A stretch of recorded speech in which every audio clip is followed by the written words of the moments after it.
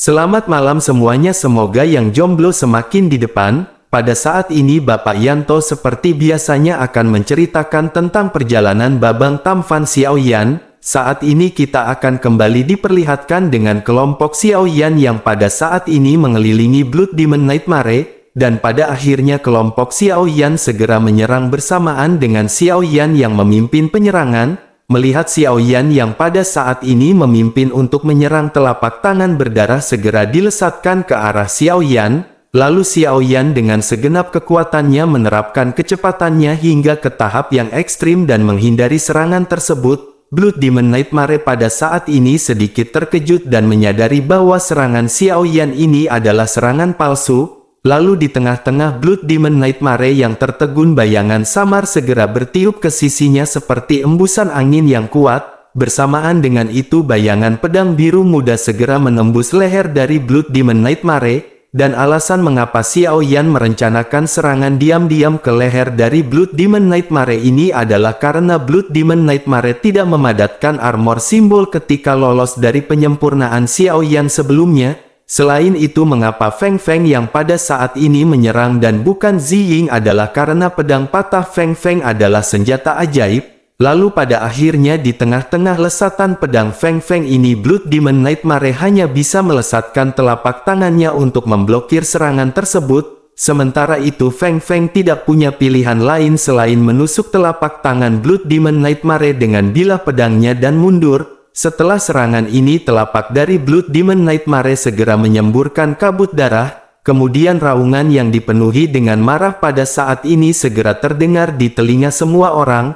Bersamaan dengan itu pada saat ini dirinya benar-benar emosi dan segera melesat ke arah Feng Feng yang bergegas mundur. Kecepatan dari Blood Demon Nightmare pada saat ini benar-benar sangat cepat hingga dalam mata dirinya pada saat ini sudah berada di hadapan Feng Feng. Akan tetapi ketika dirinya hendak melesatkan serangan, dirinya pada saat ini tiba-tiba merasakan sesuatu, dan pada saat ini dirinya menoleh ke kiri dan menyadari ada banyak cambuk yang melesat ke arahnya. Lalu dirinya pun segera melesatkan 9 tengkorak untuk berhadapan dengan cambuk-cambuk ini. Meskipun beberapa cambuk pada saat ini berhasil dihalau oleh 9 tengkorak, namun hal yang tidak disadari oleh Blood Demon Nightmare adalah ada satu cambuk yang merupakan cambuk asli yang pada saat ini menempel di tubuhnya. Bersamaan dengan itu cambuk tulang darah milik King Mu'er tiba-tiba meledak menjadi cahaya yang menyala-nyala. Semua orang pada saat ini bisa melihat aliran energi merah darah yang terus mengalir dari tengkorak ke darah cambuk tulang. Tentu saja semua orang pada saat ini benar-benar tercengang dan bertanya-tanya, apakah tulang darah ini bisa menyerap energi berdarah? Bukankah energi tulang punggung berdarah ini sudah jenuh dan tidak bisa menyerap apa-apa lagi? Semua orang pada saat ini benar-benar tidak mengetahui efek dari cambuk tulang berdarah milik King Mu'er. Setelah cambuk King Mu'er ini bergabung dengan inti dari hantu tulang busuk Phoenix sebelumnya, cambuk tulang ini memang telah jenuh setelah menyerap banyak energi. Akan tetapi ketika dirinya bertemu dengan energi yang lebih tinggi dari hantu tulang Phoenix, maka dirinya akan menyerap energi tersebut. Pada saat ini tentu saja tingkatan dari Blood Demon Nightmare lebih tinggi dari monster tulang Phoenix sebelumnya. Oleh karena itu pada saat ini cambuk darah benar-benar menyerap banyak energi dari Blood Demon Nightmare. Sementara itu di sisi lain pada saat ini Blood Demon Nightmare benar-benar merasa sangat cemas. Pada saat ini dirinya berusaha menghancurkan cambuk yang dilesatkan oleh King Mu'er ini dengan 9 tengkorak yang dirinya miliki, tetapi tidak peduli seberapa keras dirinya mencoba, pada saat ini cambuk dari King Mu'er benar-benar tidak bisa lepas. Selain itu dirinya menyadari bahwa kemampuan penyerapan dari cambuk tulang darah ini semakin lama semakin banyak. Pada saat ini Blood Demon Nightmare benar-benar tidak bisa melawan dan hanya bisa memutuskan untuk mundur. Di sisi lain, bagaimana mungkin semua orang akan melepaskan kesempatan yang seperti ini, sehingga Xiaoyan pada saat ini segera melesatkan tubuhnya dan bergegas ke arah Blood Demon Nightmare. Lalu Douki berwarna merah darah segera keluar dari tubuhnya dan api surgawi berubah menjadi seberkas cahaya darah dan menebas ke arah Blood Demon Nightmare. Pada saat ini Blood Demon Nightmare benar-benar menjadi semakin lemah di bawah penyerapan dari cambuk milik King Mu'er. Terlebih lagi pada saat ini satu tangannya tidak bisa digunakan setelah terkena tusukan dari Feng Feng. Akhirnya dirinya hanya bisa melesatkan telapak tangan satunya untuk memblokir serangan dari Xiao Yan. Lalu benturan keras pun segera terjadi dengan cahaya berdarah yang meledak ke segala arah. Blood Demon Nightmare tidak seperti dulu lagi dengan kekuatan yang pada saat ini benar-benar telah melemah. Kemudian dirinya pun segera terbang mundur, tetapi pada saat ini dirinya segera menstabilkan tubuhnya dan berusaha untuk melarikan diri. Tetapi pada saat yang bersamaan sosok Feng Feng pada saat ini segera melintas di hadapan Blood Demon Nightmare. Lalu dirinya segera melesatkan keterampilan bertarung uniknya setelah dirinya mempelajari teknik pedang Feng Shen. Menyadari hal tersebut pada saat ini Blood Demon Nightmare segera melesatkan kabut berdarah yang dirubah menjadi panah, sehingga benturan kedua segera terjadi. Tetapi pada saat ini Blood Demon Nightmare benar-benar terkejut, panah yang dilesatkan olehnya benar-benar berhasil memotong bayangan pedang yang sangat banyak dari Feng Feng. Akan tetapi setelah bayangan pedang ini terpotong, bilahnya malah menjadi semakin banyak. Selain itu kekuatan dari serangan ini benar-benar tidak berkurang. Pada akhirnya Blood Demon Nightmare pada saat ini hanya bisa membentuk perisai dan benturan keras kembali terjadi. Blood Demon Nightmare pada saat ini benar-benar menjadi semakin lemah di bawah benturan di antara Xiao Yan dan Feng Feng. Sementara itu Xiao Yan pada saat ini segera menyadari bahwa Blood Demon Nightmare ini tidak memiliki tubuh asli. Tubuhnya pada saat ini hanya terbentuk dari kabut berdarah. Xiao Yan menyadari bahwa pada saat ini dirinya menggunakan kekuatan spiritual untuk membentuk tubuh fisik, sehingga dengan kata lain jika kekuatan spiritualnya dihancurkan pada saat ini maka tubuh fisiknya juga akan hancur. Memikirkan hal ini mata Xiao Yan pun berbinar dan Xiao Yan pada saat ini tidak membuang-buang waktu. Xiao Yan segera melesat ke arah Blood Demon Nightmare dan Xiao Yan segera mengeluarkan keterampilan bertarung spiritual. Xiao Yan pada saat ini mengeluarkan keterampilan penggiling jiwa sekaligus dengan pedang hati. Lalu dua piringan berwarna hitam dan putih yang saling berlawanan segera muncul dari langit. Kemudian piringan ini segera menghantam ke arah Blood Demon Nightmare dan bersamaan dengan itu pedang hati dari kening Xiao Yan segera dilesakkan ke arah Blood Demon Nightmare. Sementara itu di sisi lain Blood Demon Nightmare menyadari bahwa serangan spiritual dari Xiao Yan ini benar-benar gila, sehingga mau tidak mau dengan kekuatannya yang pada saat ini lemah dirinya bisa mengeluarkan seluruh kekuatan spiritualnya. Pada saat ini dirinya menyipitkan matanya ke arah Xiao Yan dan menyadari Xiao Yan telah mengetahui sesuatu.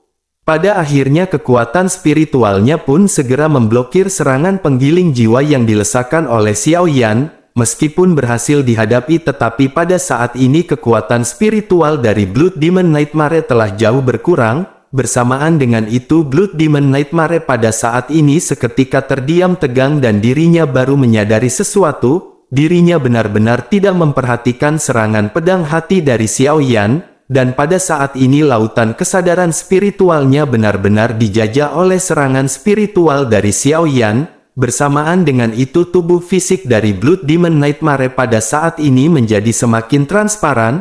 Bahkan Blood Demon Nightmare pada saat ini hanya bisa dirinya menatap ke arah semua orang. Di bawah resapan energi dari cambuk King Mu'er dan serangan spiritual dari Xiao Yan, akhirnya kekuatannya benar-benar menjadi semakin lemah dan dirinya benar-benar tidak bisa bertindak. Bahkan pada saat ini dirinya hanya meraung dan bahkan raungannya pada saat ini benar-benar tidak mengeluarkan suara. Pada akhirnya tubuh fisik dari Blood Demon Nightmare segera menghilang dan hanya menampilkan sebuah tiang berwarna merah darah. King Mu'er pun segera menangkap tiang kristal berwarna merah darah ini. Kelompok Xiao Yan pada saat ini menghela nafas lega setelah menyadari tampaknya monster ini benar-benar telah berhasil mereka tangani. Semua orang memiliki senyum gembira di wajah mereka karena ini adalah pertama kalinya bagi semua orang membunuh monster tahap awal bintang 8 Dodi, dan ini juga pertama kalinya bagi mereka memanen inti sihir bintang 8 Dodi yang asli. Oleh karena itu bagaimana mungkin mereka pada saat ini tidak bersemangat? Pada akhirnya Xiao Yan segera mengambil inti sihir ini dari King Mu'er dan memasukkannya ke dalam cincin penyimpanan.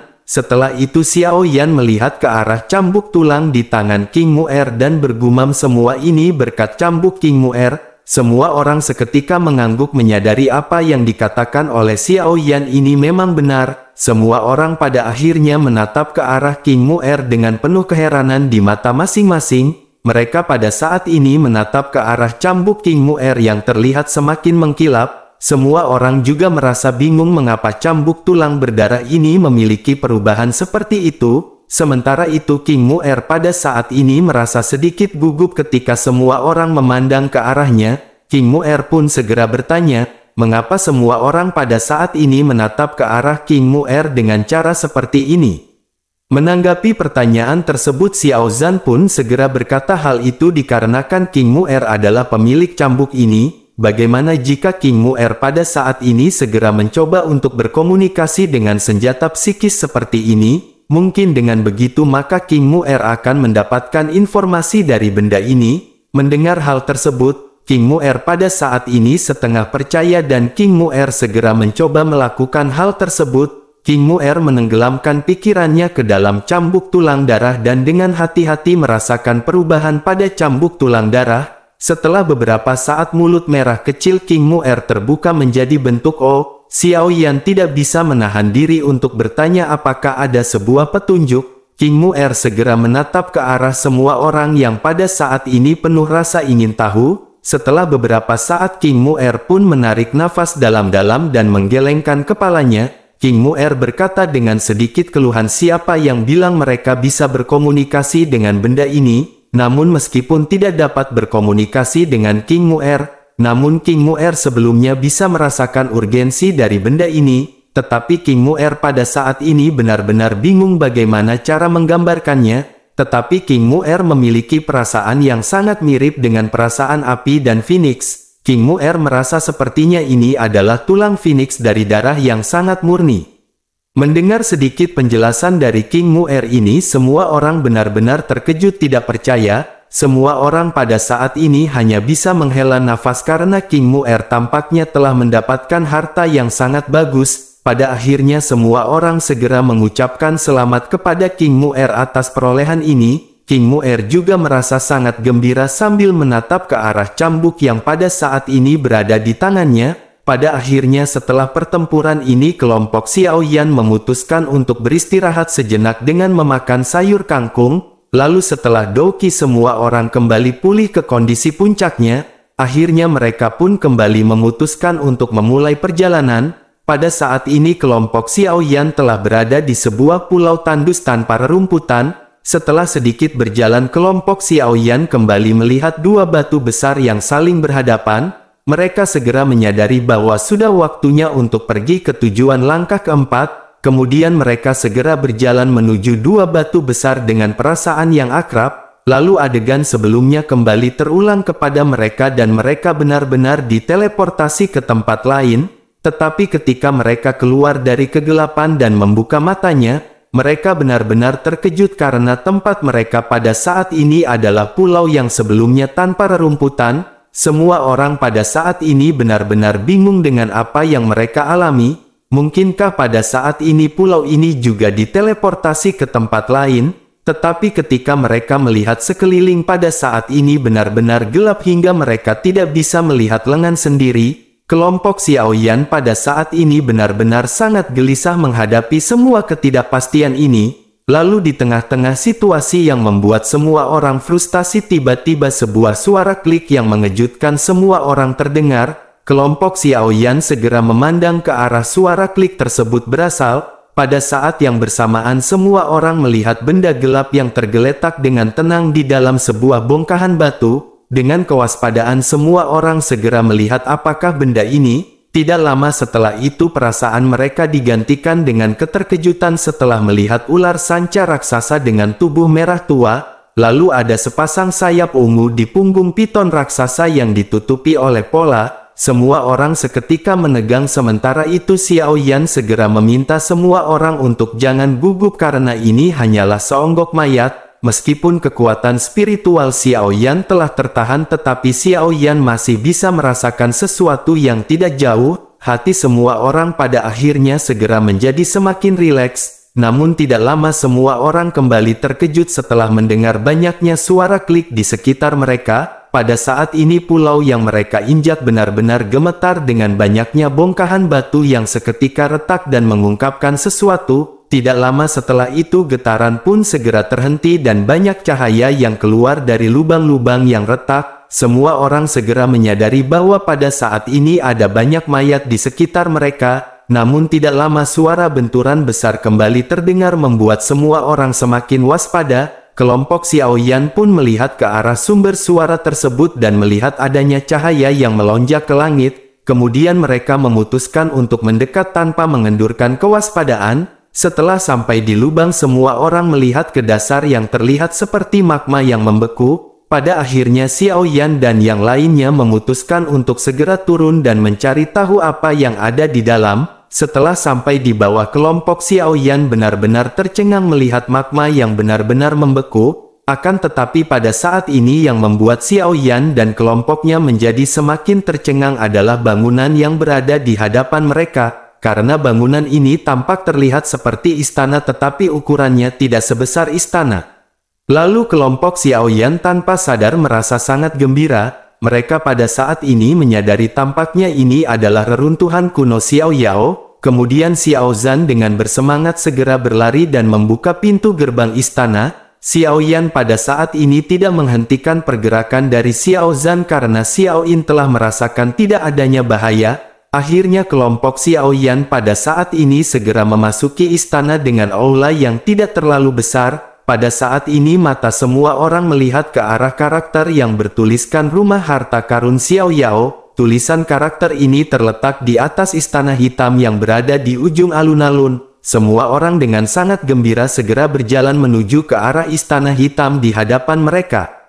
Namun baru saja mereka berjalan justru ada puluhan langkah tiba-tiba, kemudian 12 pilar raksasa yang menjulang ke langit mengeluarkan ribuan sinar cahaya. Lalu sinar cahaya ini dengan cepat terjalin menjadi bola cahaya besar di udara dan sosok terlihat terbentuk di bola cahaya. Sosok ini berjalan keluar dari bola cahaya dengan terbungkus cahaya emas yang sangat terang. Sosok itu melayang tidak jauh di hadapan kelompok Xiao Yan dan kecemerlangan tubuhnya berangsur-angsur memudar. Pada saat ini kelompok Xiao Yan bisa melihat wajah asli dari sosok yang baru saja muncul. Sosok ini adalah pria parubaya yang tinggi dengan wajah yang sangat tegas. Sosok ini memiliki hidung mancung dengan mata yang dalam dan rambut berwarna merah panjang terurai. Semua orang memandang pria parubaya yang baru saja muncul dengan penuh ketidakpercayaan. Pria parubaya merah di depannya terbuat dari cahaya tetapi dirinya tidak berbeda dengan orang yang masih hidup. Selain itu dirinya juga memiliki aura yang sedikit lebih kuat jika dibandingkan dengan Blood Demon Nightmare. Di dalam keterkejutan ini semua orang bertanya-tanya, siapakah pria parubaya merah ini? Apakah pria parubaya ini adalah pemilik tempat harta karun ini? Tetapi kelompok Xiao Yan segera mengubur pertanyaan ini. Mereka menyadari bahwa di zaman kuno ada Dou di bintang 9 di mana-mana. Oleh karena itu seharusnya pemilik rumah harta karun Xiao Yao ini seharusnya merupakan seorang Dou di bintang 9. Sementara itu di sisi lain bersamaan dengan kelompok Xiao Yan yang menebak-nebak, pria parubaya merah ini memandang ke arah kelompok Xiao Yan dan memberikan senyum yang ramah. Semua orang merasa tersanjung dan buru-buru menyapa dengan hormat. Pria parubaya itu pun mengangguk ringan dan melihat sekeliling ruangan emas dan menghela nafas. Dirinya pun segera berkata bahwa bertahun-tahun telah berlalu. Dirinya berpikir tidak akan ada yang menemukan tempat ini dan dirinya tidak menduga beberapa orang berhasil sampai ke sini. Di sisi lain pada saat ini Xiao Yan segera dengan buru-buru menjelaskan bahwa mereka telah mendapat peta dan mereka menemukan tempat ini menurut gambar yang ditunjukkan peta. Oleh karena itu jika keberadaan mereka mengganggu senior Xiao Yao maka mereka meminta maaf atas hal tersebut. Pria parubaya ini pun terkejut sesaat mendengar kelompok Xiao Yan menyebutnya dengan sebutan senior Xiao Yao. Dirinya pun akhirnya segera menghela nafas dan berkata bahwa dirinya bukan orang yang dimaksud oleh kelompok Xiao Yan. Dirinya hanyalah seorang pengikut dari senior Xiao Yao yang merupakan seorang kaisar. dirinya adalah orang yang cukup beruntung telah diberikan amanat untuk menjaga tempat ini. Kelompok Xiaoyan pada saat ini benar-benar terkejut mendengar penjelasan dari pria parubaya ini, karena bukankah pria parubaya ini baru saja menyebut senior Xiao Yao dengan sebutan kaisar? Berdasarkan cerita ada banyak dou di bintang 9 yang memiliki kemampuan yang menakjubkan, tetapi hanya ada sedikit orang yang mampu mendapatkan gelar kaisar di antara semua bintang 9 Dodi. Jika begitu permasalahannya bukankah harta yang ditinggalkan oleh Dou di bintang 9 di dalam reruntuhan kuno ini bukan hal yang biasa? Kelompok Xiaoyan pada saat ini menyadari sepertinya harta karun yang ada di sini pastilah sangat langka. Semua orang seketika merasa sangat gembira tetapi kegembiraan itu seketika pudar. Hal itu dikarenakan pria parubaya ini mengatakan bahwa dirinya menjaga tempat ini atas perintah Kaisar Xiao Yao. Oleh karena itu akankah pria parubaya ini membiarkan mereka pergi ke rumah harta karun untuk mendapatkan harta karun? Di tengah-tengah pemikiran kelompok Xiaoyan ini pria parubaya itu pada saat ini segera bercerita mengenai senior Xiao Yao. Dirinya berkata bahwa senior Xiao Yao benar-benar sangat luar biasa dan cemerlang. Dirinya memimpin banyak dou di bintang 8 dan bintang 9 untuk berperang melintasi benua Dodi, tetapi tetap saja hampir seluruh pasukan musnah dalam malapetaka pada saat itu. Beruntung senior Xiao Yao berhasil selamat meskipun dengan luka serius dan bersembunyi di sini untuk membangun rumah harta karun ini. Beliau menciptakan tempat ini dengan tujuan untuk generasi Budayanti yang mendatang.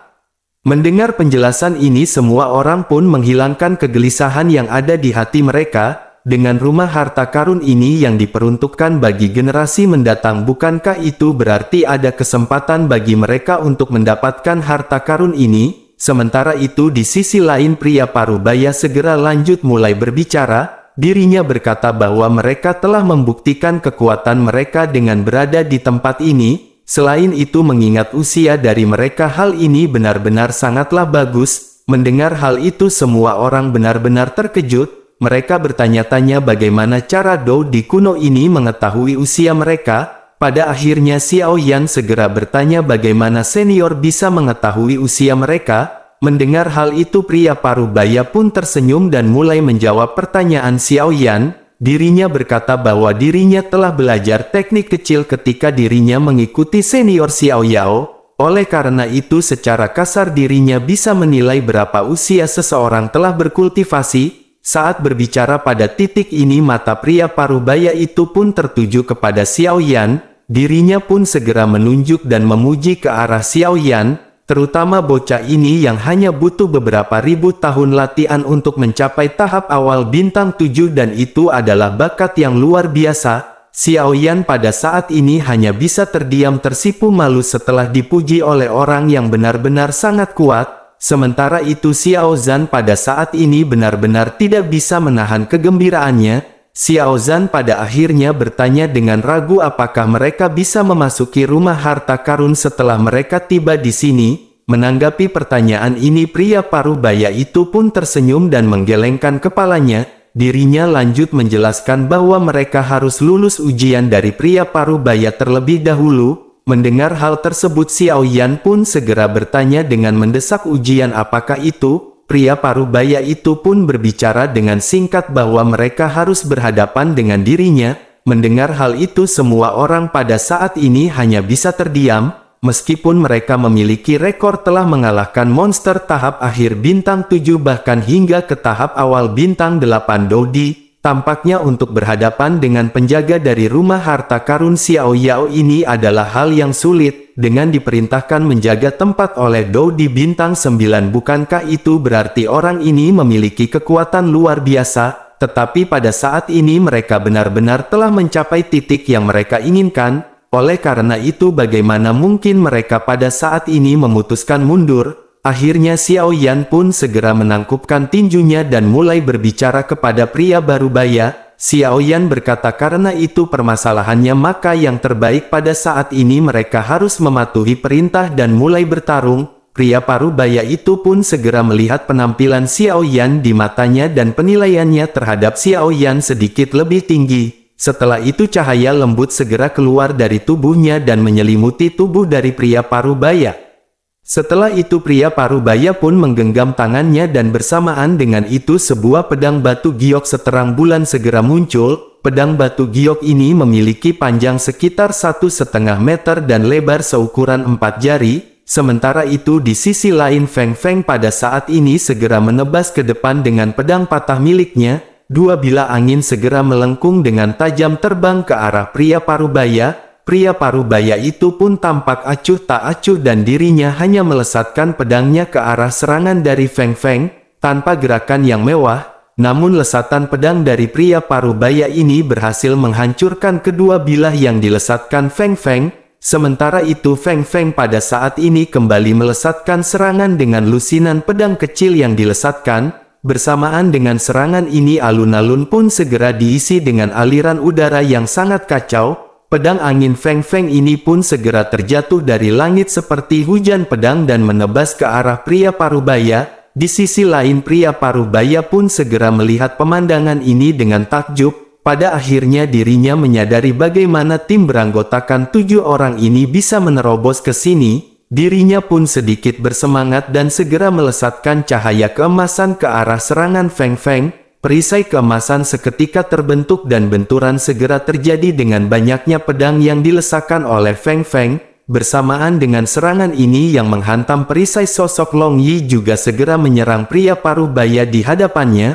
Petir keemasan ditembakkan ke arah pria Parubaya yang pada saat ini masih belum bergerak. Dengan satu jarinya dirinya mengirimkan seberkas cahaya dan meledakkannya ke arah Long Yi. Gelombang kejut Douqi yang keras segera menyapu alun-alun dan retakan pada saat ini segera menyebar di tanah. Setelah benturan ini terjadi sosok Long Yi seketika terhuyung mundur belasan langkah. Saat dirinya menstabilkan pijakannya wajah Long Yi pada saat ini benar-benar terlihat pucat. Di sisi lain pria Parubaya segera berkata bahwa pertahanannya cukup bagus. Setelah dirinya mengucapkan perkataan ini dirinya pun sekali lagi menebaskan pedangnya ke arah Long Yi. Pada saat ini pria Parubaya tidak berniat untuk melukai Long Yi dengan parah. Tujuannya adalah untuk melihat kerjasama di antara kelompok Xiao Yan. Sementara itu Xiao Yan yang pada saat ini melihat serangan yang melesat ke arah Long Yi segera melesat. Xiao Yan segera berdiri di depan Long Yi dan melesatkan api surgawi yang bertabrakan dengan cahaya yang dilesatkan oleh pria Parubaya. Sehingga ledakan keras kembali terjadi dengan Xiao Yan yang pada saat ini mundur beberapa langkah. Sementara itu di sisi lain pria Parubaya ini hanya terhuyung selangkah sebelum akhirnya menatap tajam ke arah Xiao Yan. Tanpa basa-basi pria Parubaya ini segera melesatkan beberapa serangan ke arah Xiao Zhan dan King Mu'er. Setelah itu dirinya berputar dan kembali melakukan serangan untuk mendorong tombak yang dilesatkan oleh Nan Erming dan pedang Ziying. Pada saat ini kelompok Xiao Yan bekerja sama dengan kekuatan masing-masing untuk berhadapan dengan pria Parubaya. Pengalaman tempur dari pria Parubaya ini benar-benar sangat canggih dan dirinya pada saat ini benar-benar tidak terlihat kewalahan. Tentu saja hal ini adalah efek dari sayur terong buatan Bude Yanti tercinta.